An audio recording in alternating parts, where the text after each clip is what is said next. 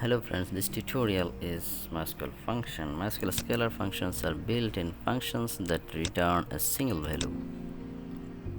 So this is my view and this is the data, the table versus info and versus quantity tab. Okay, now I'm gonna creating a function. Right click and create function. So name the function name is get purchase quantity, and for the parameter product id integer, and now declare purchase quantity fee quantity integer type and set fee quantity equal to select. I will select purchase quantity, sum of purchase quantity, so select fee quantity from that from view name view is purchase info view. Okay, just copy and paste purchase info view, adding higher clause higher product id equal to, my parameter is PID, so for product id equal to PID.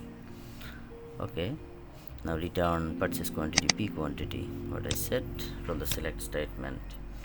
Now product id 101, there is 2, record 100 and 110, so sum P purchase quantity, apply. Yes, this is the query, apply. Oh, it's displaying an error, none of deterministic, so we should add deterministic in your function. Put deterministic and then click on apply again, finish. Okay, it's successfully created the function. You can see in the function tab. Now select get purchase quantity and put the parameter 101, execute.